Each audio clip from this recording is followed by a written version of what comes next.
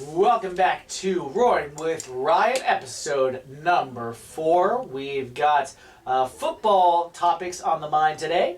Middle school TMSA Tigers football coach here with us today. Our high school football coach, Coach Kelly, will hopefully be on a future episode to talk more high school football. But I've got athletic director Philip Weil on today, and middle school TMSA high school football coach with us. Coach, introduce yourself to the pod and talk a little bit about football and the successful middle school growth season. Cool. Hello, everybody. My name is Coach Green. I'm the head coach of the middle school football team here at TMSA. Go Tigers. It was a good experience this year, being my first year here with TMSA.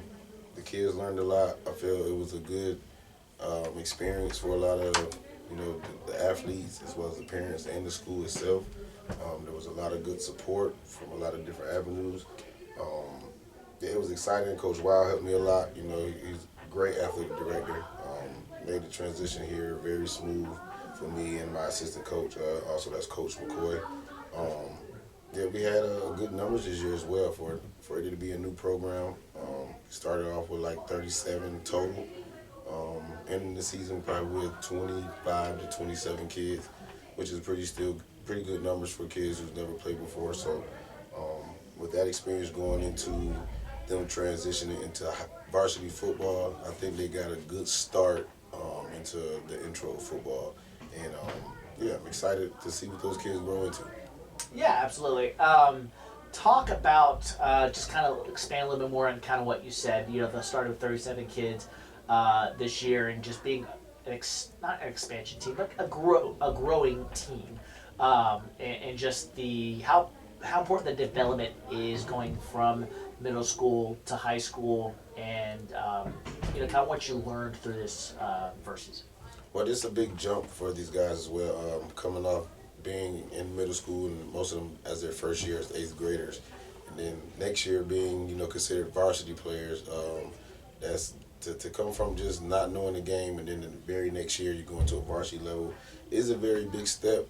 I think a lot of these guys have the potential to very potentially be, varsity players on the next level at maybe in the 9th grade. With the numbers we've had, I can say maybe, I would say a solid 4 to 5 really either played before. One has been on an organized team.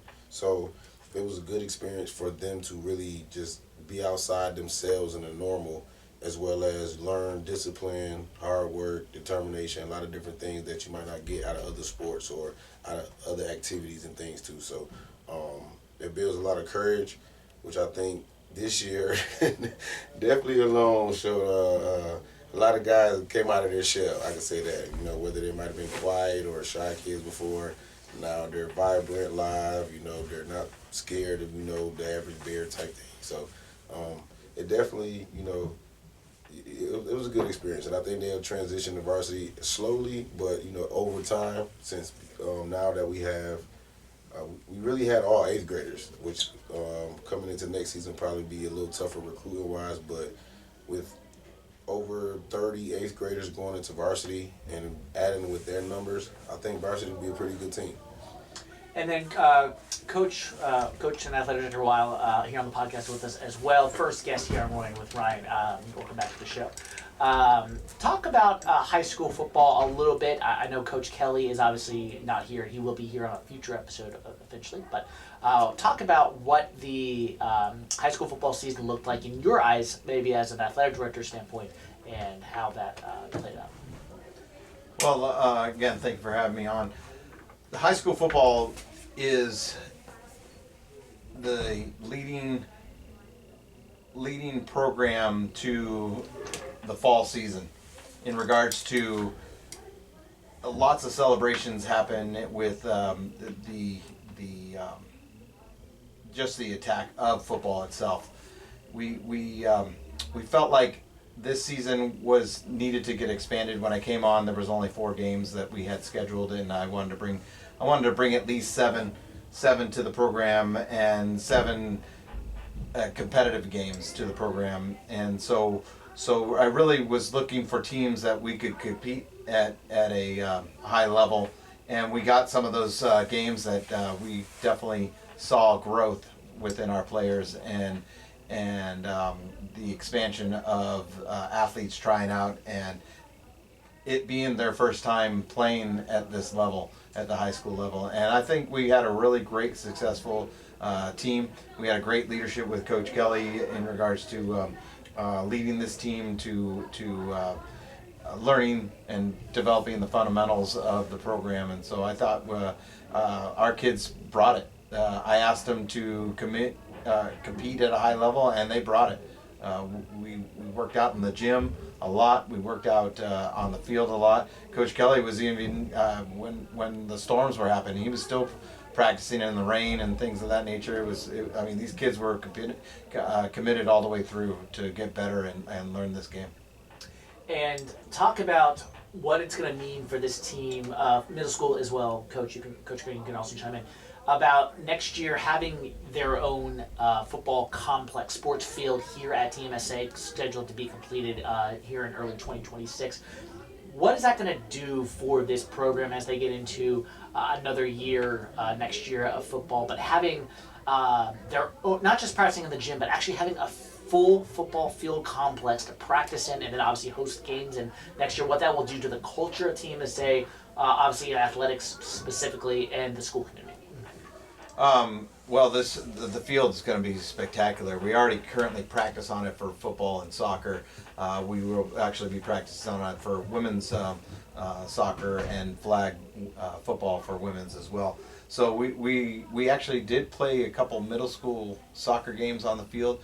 Spectators were kind of just sitting on the sidelines because there's no stands or anything of that nature. Though the whole progress of the field is being developed, and you can watch it grow daily. I mean, it just keeps going and going and going. It's really, really neat to watch and manage a project like that.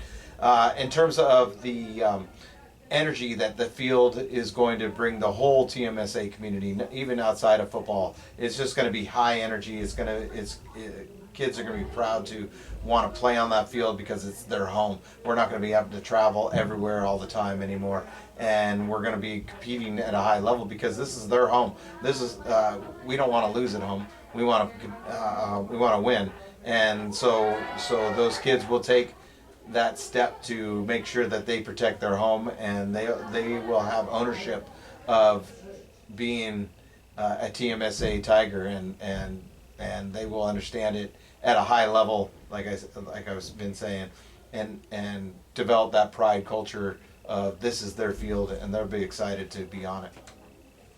Yeah, Coach, you're absolutely right. I think it has a lot to do with, like you said, with the pride of just having, like you said, your own. These kids just enjoyed the field by itself, so imagine when all of it's finished, you know what I mean? And just to see it from the road or when you ride by and people, they might not know the school, but they'll always remember that stadium first. So they'll come around and be wondering, what's going on with this school? Do they have this great stadium? This program has to be good if this stadium looks like this and things too. So, yes, one for the community, the school, and everybody. I think it's going to be real big to have the whole community come out in a bigger area to come together in, because I think, sometimes just basketball or maybe other sports don't have as many attendees, So with this, I think that the soccer games, football games will be much more supported because now people have, like you said, somewhere to sit. They, they'll drive by and they feel proud to have TMSA has their own stadium, period, So then, maybe other schools might want to host here, it'll get more publicity for kids. Because, being a first year or second year program, a lot of kids might not get looked at about certain programs because, they're always away. We always away and things like that. But if they can record home or, they get more support here and have people come to their home and see them, produce and be a good athlete where they're at, it'll be a great thing. Be a great thing for the school. I think it's fabulous. Phenomenal. And we all know the saying, right? Summer bodies are built in the winter. What is the off-season goals for you in this middle school team going into next year? Obviously, there is a lot of work to be done. It's a growing program. There's going to be steps. There's going to be crawling, walking, then running, so all those baby increment steps. But what are some goals that you have for the program this off season as you get into the winter, spring conditioning, and then into 2026? We want to build their endurance first, stamina and endurance. If you have the right wind, that controls a lot of your muscle and movement and everything too. So a lot of conditioning, trying to help them eat right, when they eat, when to work out, not to overdo it too much with the weights as well too. But first starting off with a lot of conditioning and get their legs ready, because in high school was way more, it's fast paced, it's way more running for these guys, and going into like the off seasons where you have 2-a-days, and then you have like your off season trainings where you're up at 5 in the morning, maybe things like that. You have to be adjusted early on. So even with the weights, a lot of them we want to slowly but surely get them into it. I don't want to overdo anybody's body who's not ready yet. So it'll be a slow process, but they all have like a certain system that they have to go by according to them. You know what I mean? I'm not expecting everybody to lift the same amount.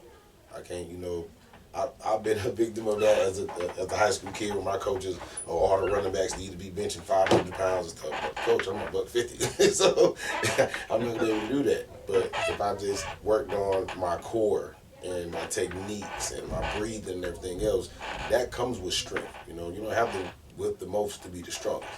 So I think just with them learning discipline as well, being on the schedule when it comes to their workouts and taking it serious amongst each other too though. I think if we have some leaders here who just, are constantly on their teammates, hey man, we got to work out today. Did you do your workouts today? Did you do your push-ups? Did you do whatever it is that the coach is asking you to do? It needs to be trickled down through the leaders to the players, and then they need to hold each other accountable. So this offseason is really going to be a lot of just working on their bodies, technique, footwork, still working on the bases with a lot of them from middle school, because even though we had this season, it was a short season in terms of, the knowledge that I could give them. So it's still some guys I know who don't know the difference between offense and defense, and they played the whole game. Some still learning the line of scrimmage. It's just a lot of things that they're learning, so I'm not going to push them more than what I can give them. Everybody has to learn at a certain pace, but we all have to do it at the same time to be, successful. So I'm just looking to, pick their brains, push their limits a little bit. Because I tell them my job is not to really coach you, is to make you quit. So if you stay, that means you really want to be here. So. Yeah, and speaking to that culture of excellence and being able to have the mindset, the mind frame to get them into that mindset. Because like you said, it really is a set of endurance being at sports. You want to get that conditioning, that mental stamina, because in the fourth quarter, down 7, needing a touchdown to win, or being up 7, you want to grind out whatever it is. You got to have not just conditioning, but you got to be able to have that discipline, that fortitude, in order to continue to go when the going, as they say, gets tough, into the game. So, I think that's great to be able to develop that this offseason, get into that stamina, and building that next step here as the culture of the program here at TMSA. Well, as we wind down here on episode 4 of Roaring with Ryan, here with Coach Green of middle school Tiger football, and then athletic director Coach Weil. Lighthearted question to end, boys. I wanted to get just a general sense of who you are for people who may not know you outside of your job. So just give me maybe a fun fact about yourself that people may not know about you outside of your roles here at TMSA Athletics. It can be whatever you want it to be. Fun fact. Fun fact. Okay. Well, people that don't know me, I'm originally from Las Vegas, Nevada. Fun fact: I train Great Danes, and so Wow. I have a couple at my house, and they're great dogs, and so I guess that'd be a fun fact about me. That's cool. Yeah, That's cool. I wouldn't expect that at all. Coach Green, I'm originally from New York. I currently play football. I just ended my season with a second round. Tell me more. I play semi-pro football for the Carolina Cardinals. There you go. I play outside linebacker. We just lost in the second round playoffs, But I also coach women's flag football. I have a adults women's flag football team. We're currently ranked, I want to say 4th in North Carolina right now. Going into our national tournament, which is in January down in Florida. So, yeah, I'm pretty excited about that. And I'm starting a men's flag team, so I'm pretty busy. Yeah. That sounds like it. Both great fun facts here on Rowing with Ryan, episode 4. That's where we'll end it here. Tune in next week for episode 5 here on Rowing with Ryan. You can find these episodes again on youtube.com, wherever you get your podcast on the audio versions. But thank you so much for your support, and we'll see you next week for another episode here of Rowing with Ryan. Go Tigers.